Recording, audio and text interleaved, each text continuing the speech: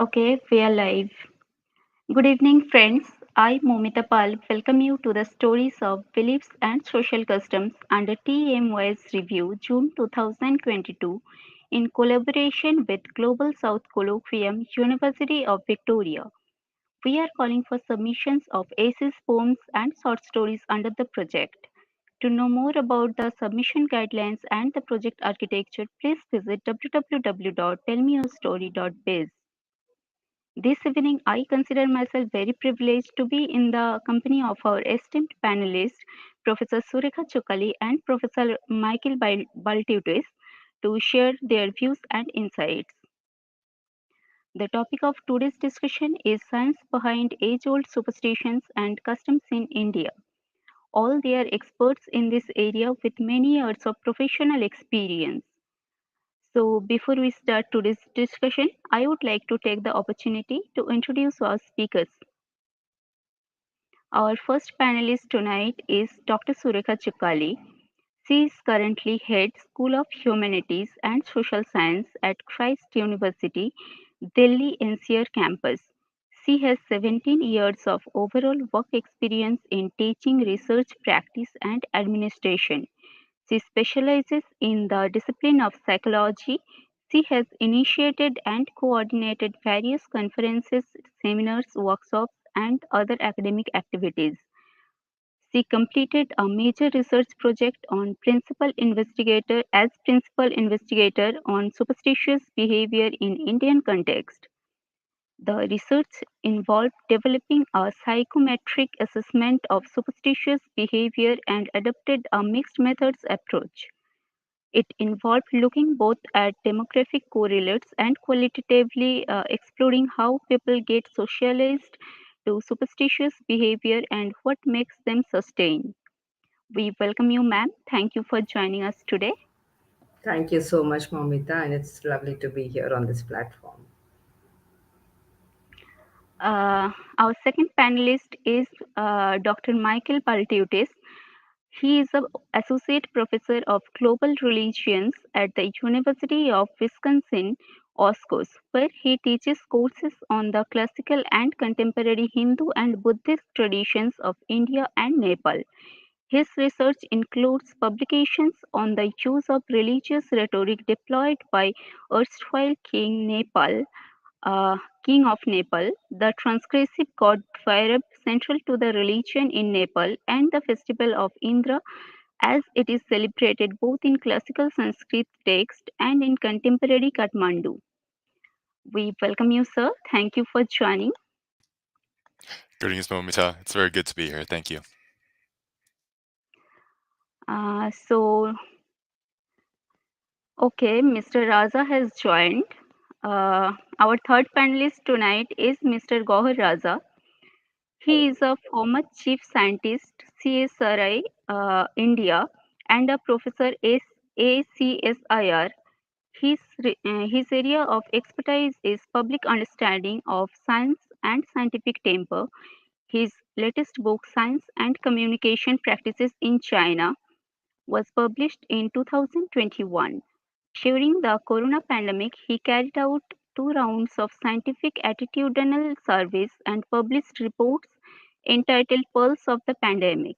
He is also a well known poet and documentary filmmaker. We welcome you, sir. Thank you for joining. Thank you. So, now we open the forum for discussion. So, first, I would like to call upon Dr. Sureka Chukali to share her insights on this. Over to you, ma'am. Yeah, thank you once again, Maumita. And I think I would like to convey my extreme gladness in sharing the platform with well esteemed panelists who are also going to talk about the same topic. A very good evening to both of you. Good morning, rather, to Michael. And I'm very glad that I would be listening to you also today.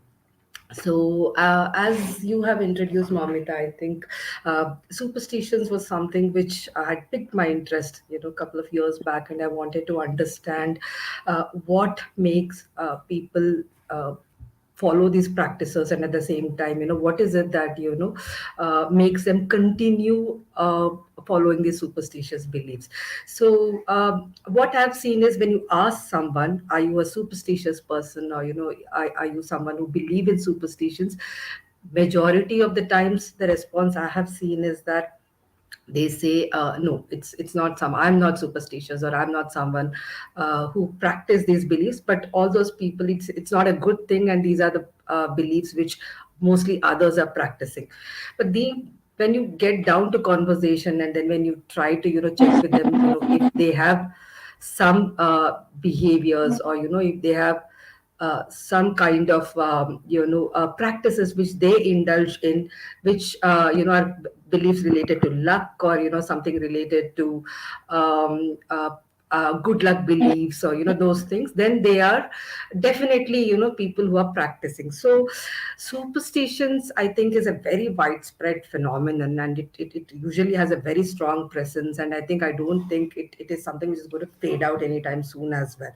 So and these superstitious beliefs, definitely, research shows that they're quite little distinct from what was traditionally mixed up with paranormal beliefs, or religious beliefs. So most often in India, especially when we talk about superstitious beliefs, it's often confused with core religious beliefs. But these are different aspects, and superstitious beliefs are mostly about once, at least the perspective which I have taken when I did my research, was that these are beliefs which are illogical, but at the same time those are mostly related to beliefs centered around luck, like doing something would bring about a positive outcome for me, or not doing something sometimes might make me lead to a negative outcome. So this is how it is, and I think it's very interesting to see that when you look at who are the kind of people who can hold superstitious beliefs. And I mean, research definitely shows that across countries world over, every country, if you see, there are studies which show that people do have certain beliefs which are superstitious in nature. This is irrespective of the religious background, seen both in men and women as well. But I think also, coming from a research perspective, I think most of the studies reported that women had more superstitious beliefs, as compared to men. Education also, mostly we think that people who are not educated or who are uneducated are the ones who practice superstitious beliefs. But then I think people across the education spectrum, highly qualified as well as those who are not educated, all of them have this propensity to practice superstitious beliefs. So I think I would like to quote here an interesting thing. So when we talk about education, so I don't know if you heard about it, but the director of Mars orbiter mission, I mean, this is like the highest scientific nature of or mission. And then he believed that when he would slip out of the control room and stand silently every time the bomb 6 orbit raising maneuvers and trajectory corrections were happening, because he believed if he was there inside when that is happening, it is not going to help. So he always believed that if he's standing outside, then that would bring good luck to the entire mission itself. So again, this is an example of how, irrespective of education, I mean, someone who's a director of a scientific mission also believes that doing something could bring about a positive outcome, or doing some it could bring about good luck.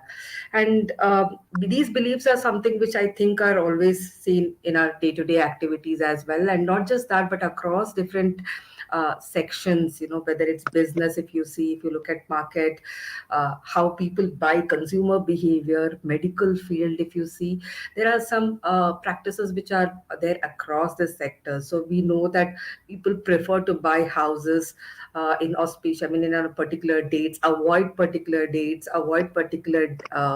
days as well.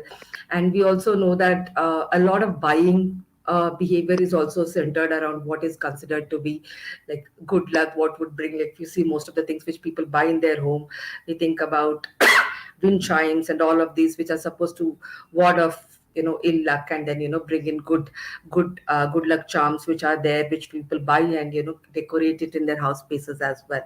So across consumption patterns, across different businesses, and then sports is another area which we are seeing. All sports people individually and then as groups, they also have certain superstitious rituals or beliefs which they think bring good luck to them. So be it huddling at the beginning of the sport, and not just cricket but across different sports, we see that there are people practicing superstitious beliefs, and it is serving some kind of a function for them. And we also have seen that there are studies which are reporting more number of road accidents on particular day because people choose to wait till a particular time and then they are rushing the last minute, or they want to. And even as simple as why is it that people want to lock the date of 31st January for giving birth to their children, the time. So there are so many other areas as well where people tend to think that doing it on so and so day or so and so time would probably help them bring good luck. Sometimes this is also because it's a good memory, but most of the times it's also because they think that would serve them good as well. And superstitions, I think when I was researching practically, so I have defined them mostly as illogical correlations, which are mostly to do with doing something will bring about an outcome.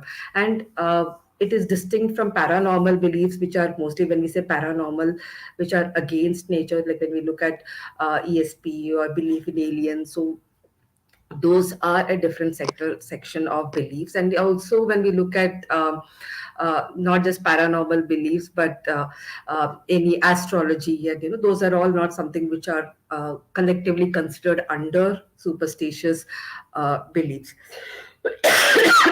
So when we are talking about superstitious beliefs, so what was interesting to see that I have done a research where initially it was a mixed method, as you rightly said. We have both a quantitative survey section wherein we sent out questionnaires. We interviewed individuals across different age groups in South India, predominantly Tamil Nadu, Karnataka, and Andhra Pradesh, Kerala as well. About 2,000 participants responded to the survey. And then that's where we have also seen that superstitious behaviors were prevalent across the socio-demographic correlates, whether it's religion, whether it is rural, urban, whether it is the educational qualification, whether it is the gender, all of that. I mean, people did show superstitious beliefs, and we have used a questionnaire to kind of explore these beliefs. Apart from that, what I think we also saw in this research was that there are specific situations which are more associated to when people would want to practice. Say, for example, when they believe that there is nothing which they can do anymore about the situation. So that's when they would want to believe in, say, a good luck pen, or say a examination time, or when things are beyond their control, or when they think that it's a very high risk situation. That means the stakes are very high for them, and then the outcome is something which is extremely desirable for them.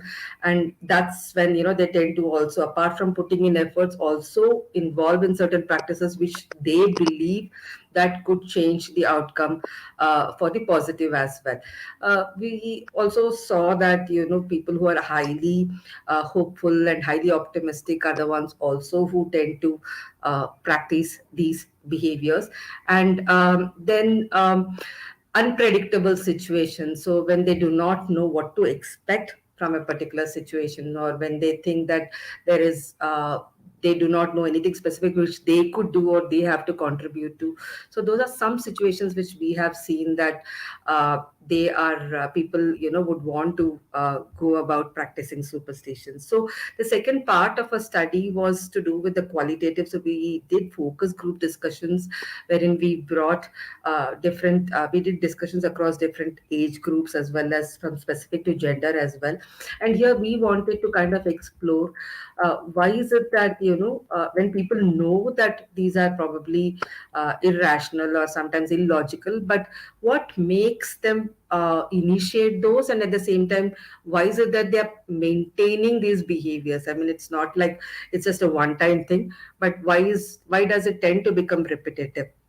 So again, the in-depth interviews which we did kind of gave us some insight about how it was predominantly initially the socialization towards these beliefs happened for various reasons. Some of them are individual reasons, that their own personality attributes, their propensity, as if people who are having uh, external locus of control, or people who are kind of are risk takers. So these are the people who tend to kind of have a propensity. But apart from that, families seem to be playing a crucial role.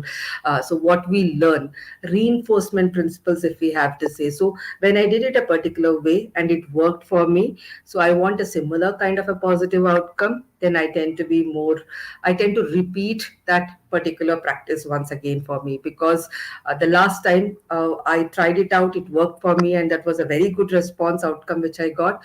So my natural tendency would be, because it's a reinforced kind of a practice, I would want to try it out. So very strongly, reinforcement principles are something which we have seen. Families, the society where you live, the social context, peers, what you learn. So there are many practices which these young adults seem to be practicing because they have seen their parents do it, because they have seen their siblings do it, or because they have seen that this is how it is happening in their neighborhood or in their context. So not because they want to do it, but they have been socialized to these practices, and they think in order to maintain that social state, status, in terms of, not in terms of esteem, but to be belong to a particular group, we have seen that that's also a reason why people continue to use. And then we also have some situational reasons why people kind of practice superstitious beliefs. So mostly the desire for a very positive outcome or an orientation, or a desire to avoid extremely traumatic or negative outcome based uh, situations. So those are also reasons which came up in our research. And a lot of media and what they read about it and how it works also sometimes seem to be having a major role. And when we look at this impact, predominantly most of these beliefs, I would say, are at an individual level. And they are, as long as it's not leading to, sometimes there is definitely an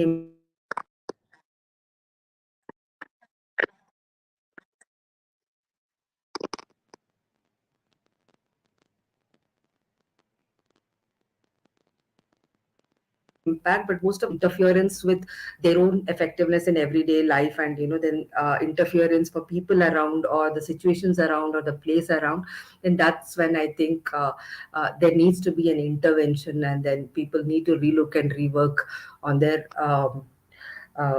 practices. Otherwise, I think if it is just being as a force, something which is not really detrimental, and then helping people achieve their goals, helping people be more motivated towards it, and it is somehow helping them cope, then it more or less seem to be something which is not kind of harmful to people. So with that, I would like, want to end this section of what I wanted to talk about superstitious beliefs, Moumita. So if there's anything specific you would want to add, I'll be happy to do that. That's absolutely fine, ma'am. Thank you. Thank you so much for your valuable insights. We will get back to you. Uh, for now, I would like to call upon Mr. Baltutis to share his views on this topic.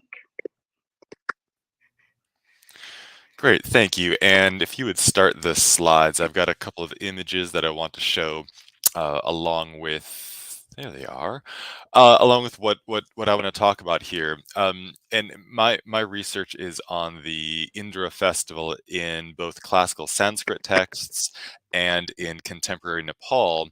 And I think right away I want to make a couple of connections with what Dr. Sureka was talking about in terms of she mentioned the illogical correlations as a definition of superstition, and then also a distinction between superstitious beliefs or practices on the one hand and religious beliefs on the other hand. And I think both of those will be important for kind of understanding a little bit of what I want to do here. So I've got a slide here that introduces the Indra Festival. It takes place in the month of September, the Hindu month of Bhadrapad. Over the course of 18 days, there are 5 major events, and all of these 5 events regard the pole, the tall wooden post that we see on the left side. And this is an icon and an image, an object that goes back to the Rig Veda, to very ancient Hindu texts. This is the pole that today stands as the center of the festival.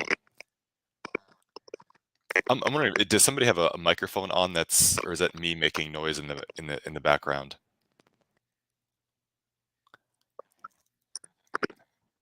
I'm just getting some static. So there are 3 themes that run through the festival, and I've listed those at their creation, royalty, and ancestors. And I think this notion of illogical correlations and maybe collective religion versus individual superstitious practice might be helpful even as we move across these 3 themes. So the image on the left again is the wooden post that has long stood as the center of the festival. The image in the center is the chariot of the living goddess Kumari, and she has the power to grant the king, who's no longer the king of Nepal, but for centuries, in texts and in practice, she granted the king the power to rule for the coming year. And then once she blessed him with a tika on his forehead, often with with her left hand, a left-handed tika, then he would have the right to rule. But then she would also bless each of the other people in the city, in the kingdom. And that's in some of the texts, some of the ancient texts, but with Kumari, we're starting to sort of separate ourselves from ancient orthodoxy and get into more local, but still civic and community-wide religion.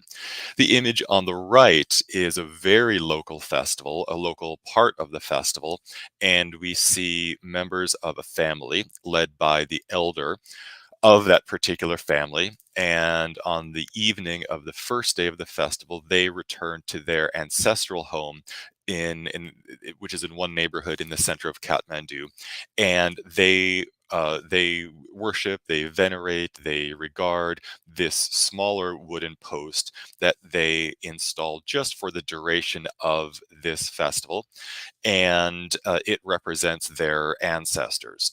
And by coming together and worshiping together, they're worshiping and regarding and honoring and respecting the ancestors in their family. But there's also this connection in between the tall wooden post for the king and the center of the city, civic order, the kingdom, Hindu royalty on the one hand, and the connection between the individual local people and local families on the other hand. So could we go to, oh, I guess I'm in charge of the slides here. There it is. So this is an icon of Indra who sits inside the courtyard of the royal palace in Kathmandu. And then there are other images just like this, very unusual images. There's almost nothing like this in the Hindu or Buddhist world in terms of the imagery and the iconography, and his many there are different interpretations of what his posture means, what is intended by this seated posture with his arms extended, but the story connects up to classical Hindu stories, especially of the theft of the Parijata Harana story, where Krishna steals the Parijat tree from Indra's heaven. Here in Kathmandu, it's the reverse, where Indra steals a flower from the Parijat tree from down on earth, and the people of Kathmandu arrest him for stealing the flower. So this image of him is put up in different neighborhoods throughout the city to show that they have taken they've taken power over him in sort of this tantric way.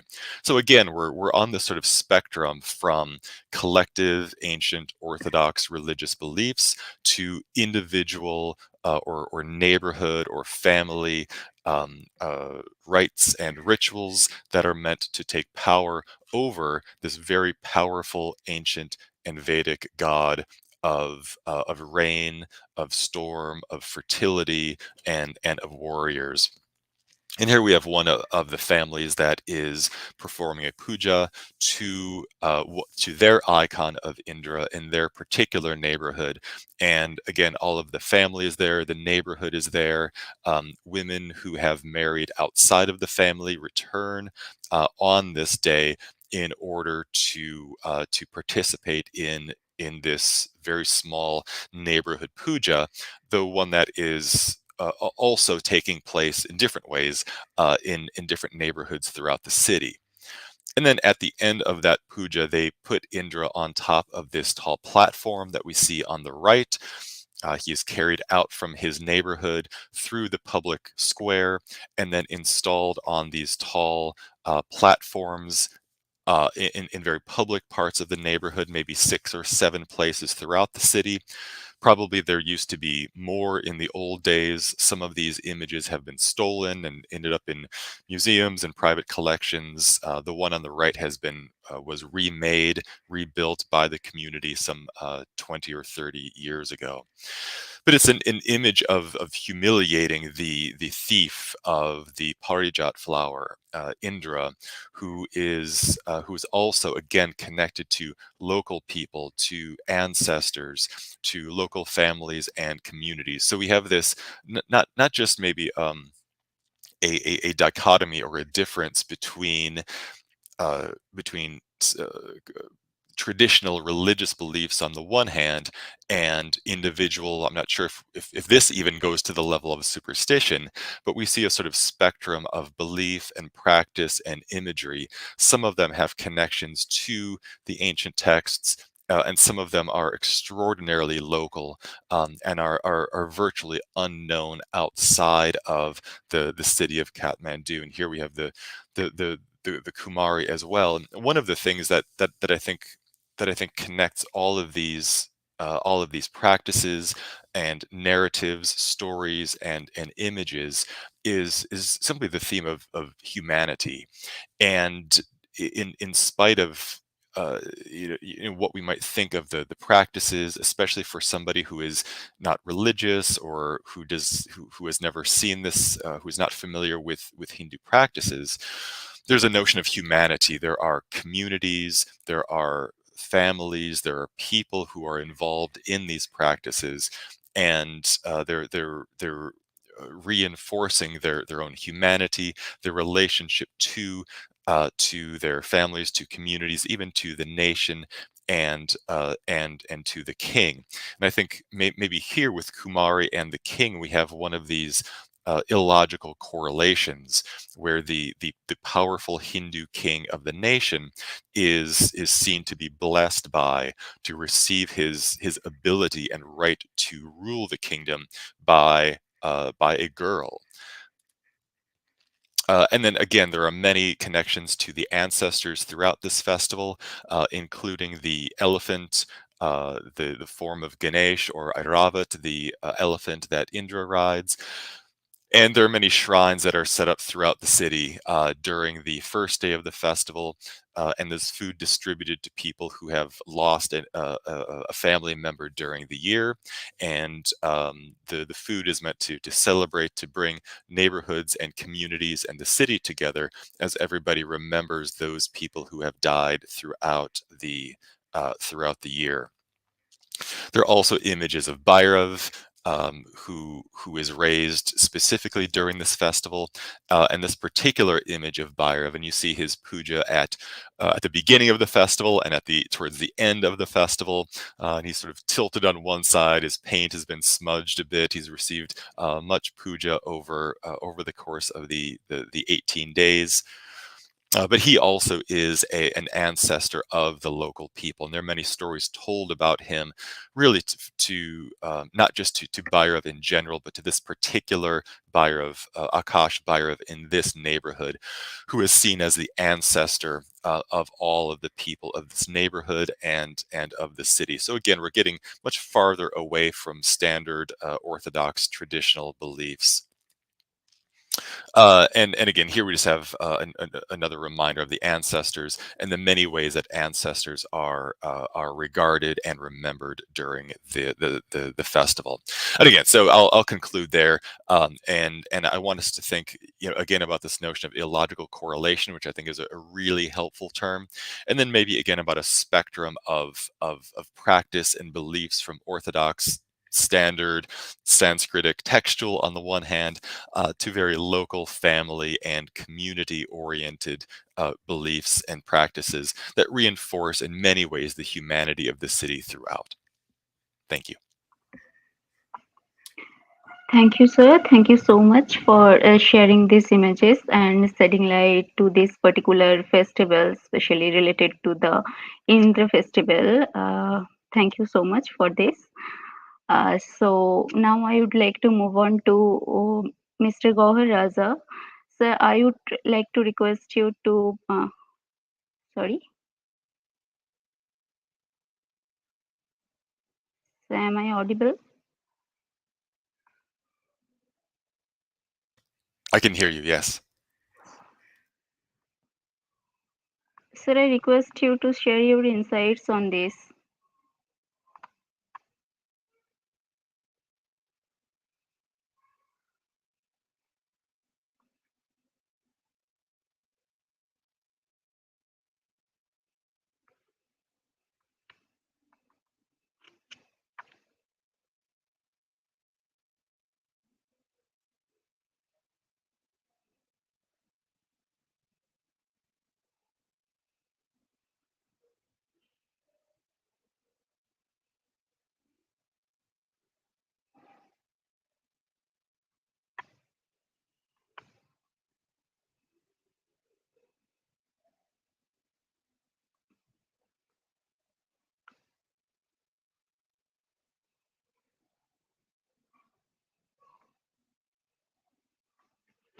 So I think you're having some problem. Can you rejoin?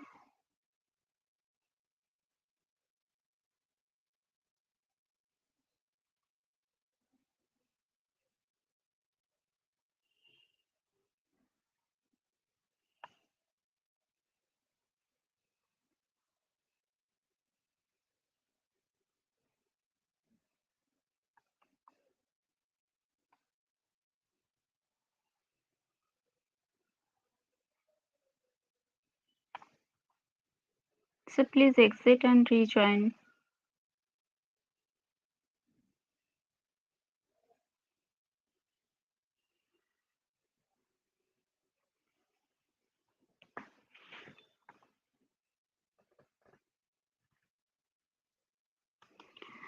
Okay, uh, so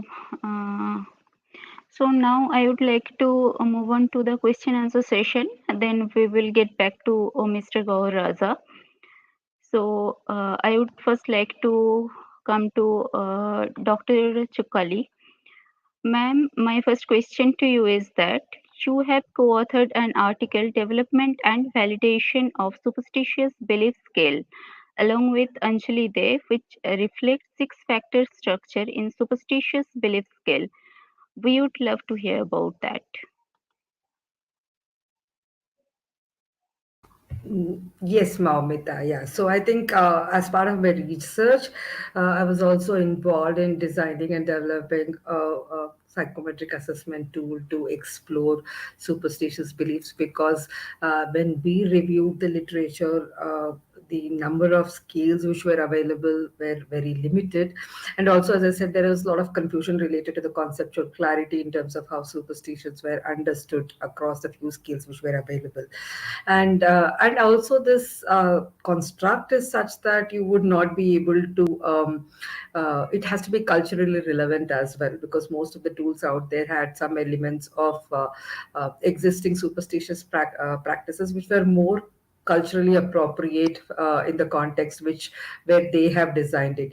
So through an extensive process, we have designed a 20 item superstitious belief scale which could explore superstitious beliefs among Indian participants.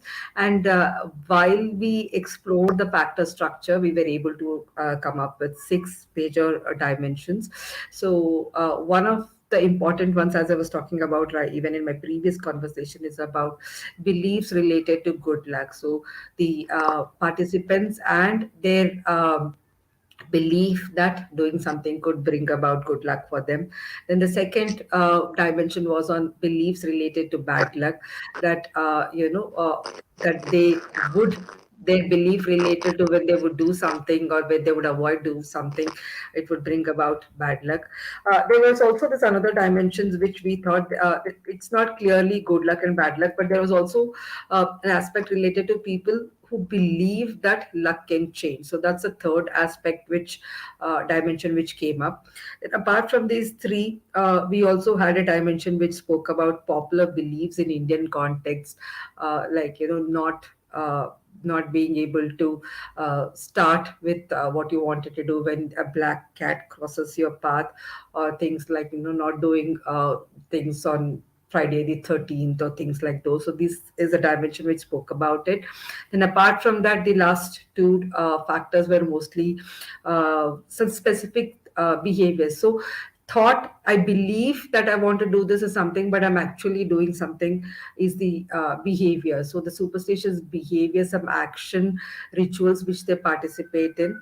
And the last of the factor looked into the social context of superstitious behavior, which we have just seen in the previous conversation, wherein it's a more social, it's more a community, it's more a local level as well. So this particular factor looks into the context of practicing these superstitious beliefs, which were more from social context. So the role of family, the role of community, years in that. Okay, thank you so much. So I think we have Dr. Raza back, so maybe you can, yeah.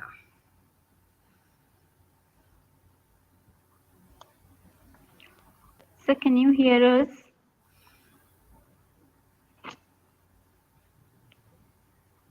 Ma'am, I think I should go with second question to you. Mr. Sure. Raza is still having some issue. Yeah. So thank you for the answering my first question. Thank you very much for that. My second question to you is that you have presented a paper on personality and beliefs about superstitions, a study among young women. So if you can tell us briefly on that. Yeah, so while I was working on this, as part of a paper presentation, so I'd also analyzed, as I said, review of literature did show that women had, showed more superstitious beliefs as compared to uh, men, and there was this conference which was specifically around women. So I wanted to also look into, apart from the gender aspect, is there something about the personality which adds on and make them be more uh, uh, amiable to super practicing superstitious beliefs.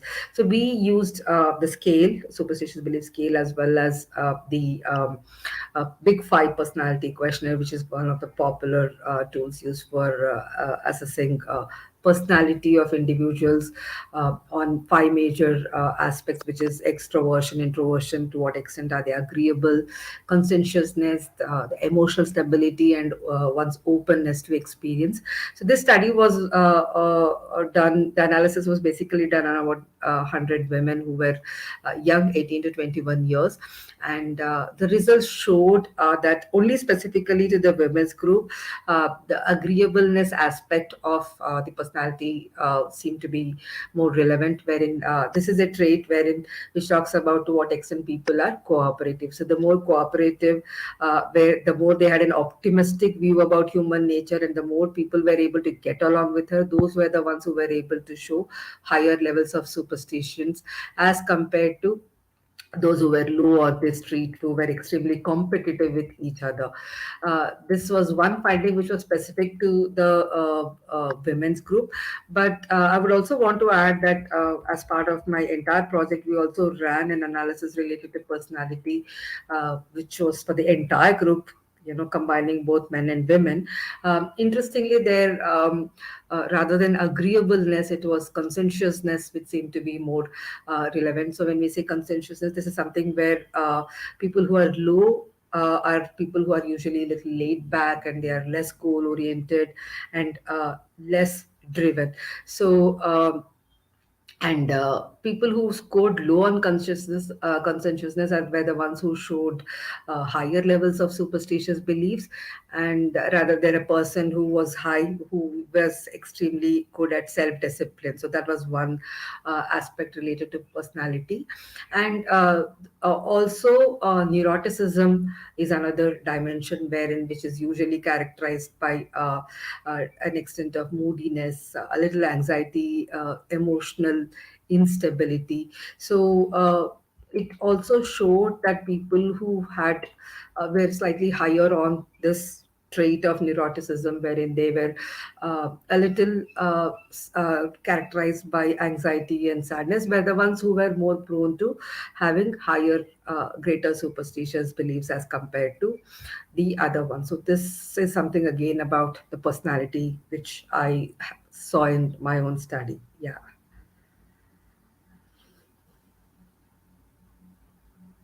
You are on mute, Moumita. Sorry.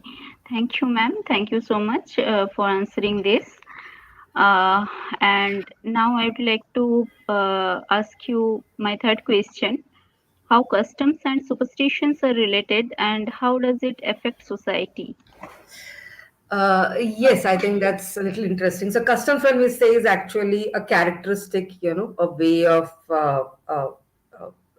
practicing something which is mostly relevant to one's own cultural norms, and then everything about customs, traditions, and things which add. So this is a characteristic way of responding of a particular group, and they believe in those things, and which adds to their heritage and their identity and uniqueness. And then customs, sometimes, yes, there are, over a period of time, some of them which we also have seen. I'm sure Dr. Raza would have spoken about it in terms of how things which serve purpose at one point of time, they had a scientific explanation to them, but over a period of time it no longer serves the purpose, and just the ritual remains, which sometimes does not probably make sense in the modern day, but then it gets carried over.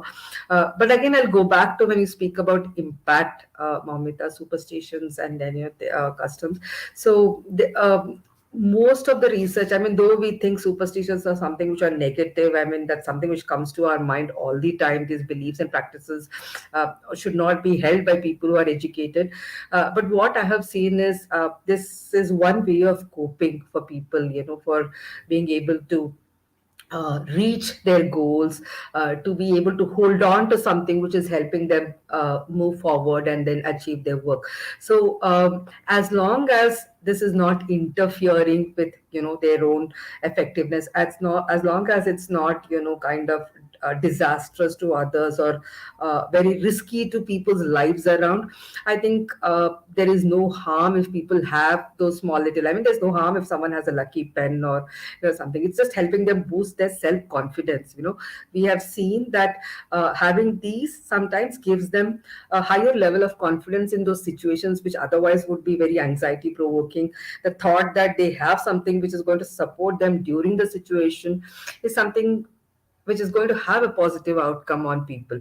So, to a greater extent, I would say these are harmful, whether at an individual level or at a collective level, and it mostly is serving some function for the person because of which they are practicing. But at the same time, we should be a little cautious, because it is possible also that it could cost life of people, especially when you would not want to go for a surgery, because it is a day which you would not want to go ahead, because it didn't work for you, say on a Tuesdays or something, and you have to schedule your medical procedure. And then if you are holding on to the belief and saying that no, this day would not work for me and I would want to rather wait for the next good day, then that's when I think it's not going to help. So either to cost of life of self, or to others, or when we say me doing something is putting others at risk, I think that's something which we need to be really be observant for,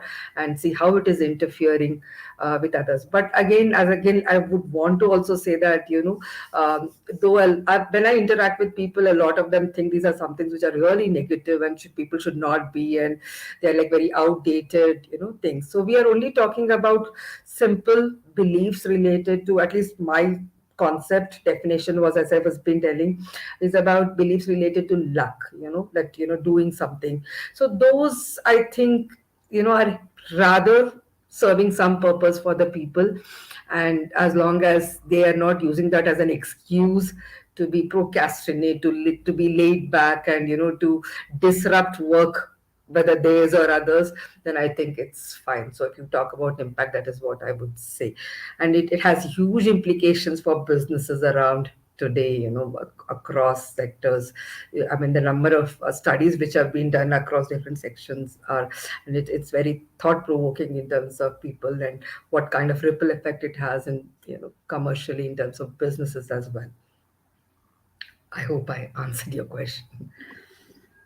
Yes, ma'am. Thank you so much for sharing your insights. So, Mr. Gauhar Raza has informed that he is having some technical issue and he will not be able to join us today. It is very unfortunate.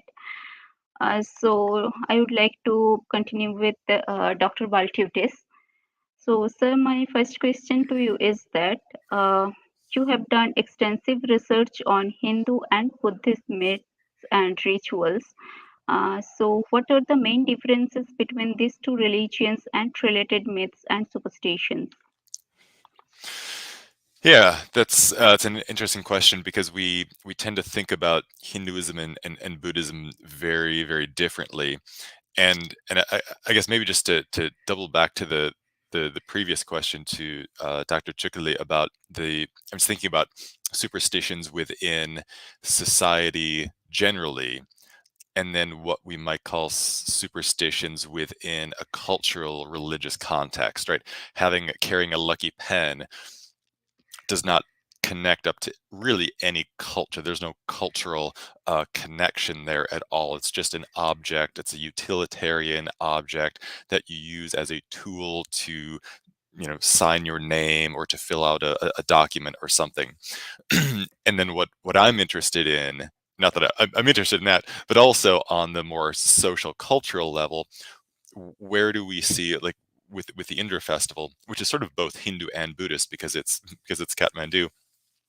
Where are those places where individual or even collective superstitions have are now part of a festival, a cultural practice that everybody in the city celebrates? Right. Again, is the worship of the Kumari, does that count as superstition if it's housed within a a festival that everybody studies, or that everybody celebrates, that I study? I was wondering if you could put up one slide. I had one more slide that I sort of just thought of, and it's the one that should be up there. If not, that's okay. Yeah. There it is. So I was thinking about this spectrum in terms of superstition housed within a religious cultural context, as opposed to the sort of individual, more business oriented or luck oriented practices. So the Indra pole, when it is lying outside the city. It has not yet been installed. Um, I've seen this festival 4 times, I think, and every time I pick up something different. So the man in the striped shirt in the middle who is sitting down, he is the sort of priest, who is sort of maintaining the shrine around at the base of the pole as it is lying down.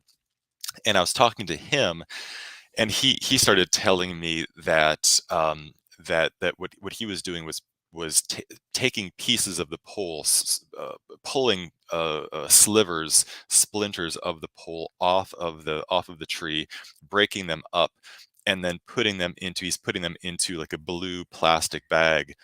And in both of these photos, he's talking to the man and the woman, and he said that if you break apart the wood from the pole, put it into a bag or a black cloth, and then hang it around your neck or put it on your left arm, it will help you if you have a cold, if you have a cough, if you're ill, if you're sick, it will help relieve your illness. And and and I had never heard that before. Certainly, it's not part of the texts at all. But but but to me, this is the most sort of simply superstitious element that I've seen of this particular festival, in part because it's so individual, right? It's almost like that lucky pen, rather than something that is deeply connected to the Sanskrit textual tradition. So I was thinking about this as, is this individual or is this collective?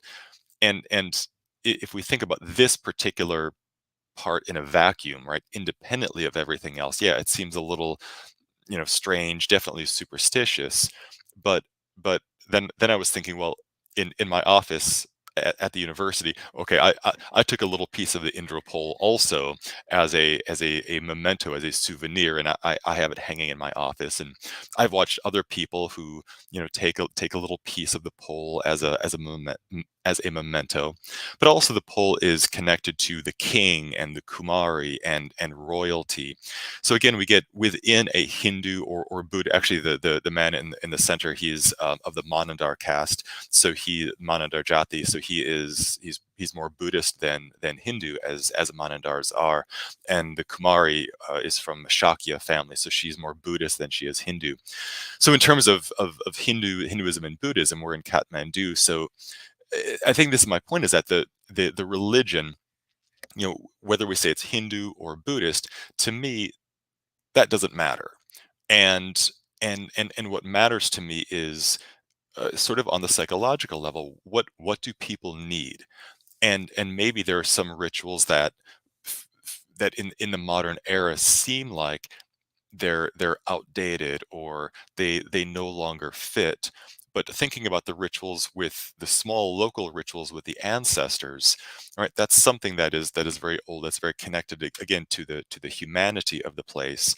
And these little rituals with the splinters of wood, both of the people, the man and woman, were very interested in this, and they took the Manadharma and the priest at his word, and they took those splinters of wood home with them. What they did with them, of course, I don't know.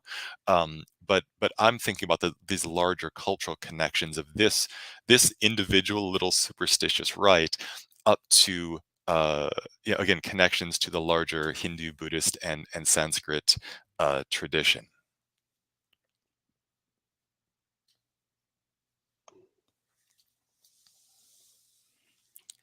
Thank you. Thank you, sir. Thank you for your valuable insights. So I would like to move on to my second question to you. That is, what are the main differences between Western Hinduism and Hinduism in India? Yeah, it's interesting. Hinduism in the West and in America is just as diverse as it is in India. Obviously, the slides that I showed, the research that I presented, is from Nepal, and Hinduism there is in some ways very different from how it is in India. and it's a little more rustic. You see the rituals to the ancestors, for example. You see animal sacrifices, especially during the Dasain, the Navratri festival in October. Um, and Hinduism in America is also very diverse. I spent several weeks in New York City over the summer visiting at different Hindu temples, and they're all over across the spectrum of what Hinduism can look like. So I spent time at the famous Ganesh temple in Queens, New York, which is one of the oldest Hindu temples in America. And there it's a very agamic temple. So it's very focused on the power of the murti, the power of the icons of the deities, whose physical material, the stones, the color, the proximity, emits power to the devotees. So the focus there is very much on the puja to the icons, the worship of the icons in the temple, especially the central Ganpati Ganesh Murti icon. And then I was also at a goddess Shakti temple in South Queens, where it was a community of Guyanese Hindus from the Caribbean. Their descendants, or their ancestors, came from were indentured servants from India. The British sent them to the Caribbean to work on presumably sugar cane plantations, and they worshiped the goddess, and they continued to worship the goddess in ways that were very energetic, very sort of village based. It was very much a village based Hinduism that I saw in New York City, where they worship the goddess. They also perform animal sacrifices off site, not at the temple, but in different places. There were elements of spirit goddess possession, of invocation, of dancing, of fire walking. It was very interesting to see. I'm not sure that I can work in superstition necessarily, because it is this very culture-based practice of Hinduism. But again, we see it across the spectrum, and really whatever we see in India in terms of Hindu practice, we're going to see that somewhere in America as well. And really, we're going to see it somewhere in the borough of Queens in New York City, which is, as I discovered, really one of the most diverse places on earth. Okay, thank you, sir. Thank you for sharing your views. So, my third and last question to you is that it is believed that Buddhism is the most logical religion, and if indeed so, then why do majority of Buddhists still believe in myths and superstitions? Yeah, I mean, Buddhism is steeped, has a very long and deep tradition of narratives, of stories, myths, we might say. For example, the Jataka tales, the old stories of the previous incarnations, the previous lives of the Buddha, in which, and again, this gets back to the humanity of religion and superstition, is each of these ancient stories, Jataka stories of the previous lives of the Buddha. They tell us something about how Buddhists are meant to practice, and compassion, for example, is one of the main themes that runs throughout many of those stories. On what we might call the superstition side, we see the relics of saints, of Buddhas, of monks and nuns and lay people, physical relics of the bodies of people who have died, whose physical remains have been preserved, maintained, and continue to be worshipped at either in a stupa, in a temple, in a monastery, but continuing the lineage of practice and of dharma that sits at the foundation of both Hinduism and Buddhism. There's one temple in Kathmandu called Kwabahal.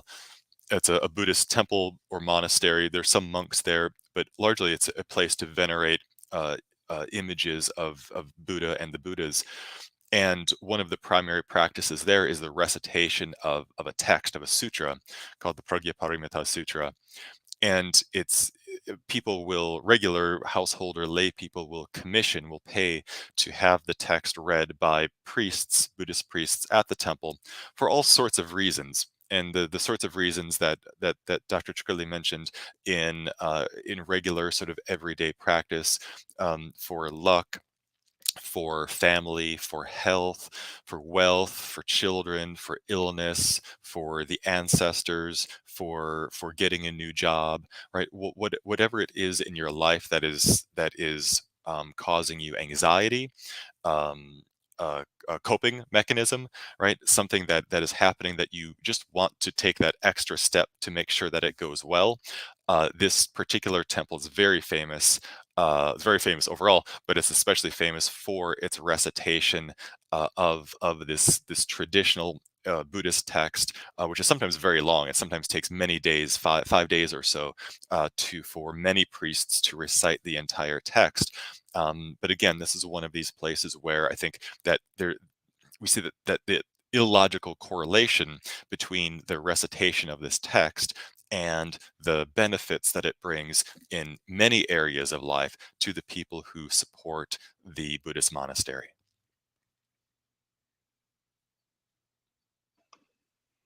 Okay, sir. Thank you. Thank you for your answer. That was really interesting. So, with this, we bring the session to an end. Thank you very much to both of you for being here and with us today. So, it was indeed a very enriching and interesting session, and we got to know a lot from your perspectives and opinions on science behind age old superstitions and customs in India. Unfortunately, we couldn't have Mr. Raza this night. However, so once again, thank you very much to you all, drawing the session to a close here. Good night, everyone. Thank Good night. you. Thank you.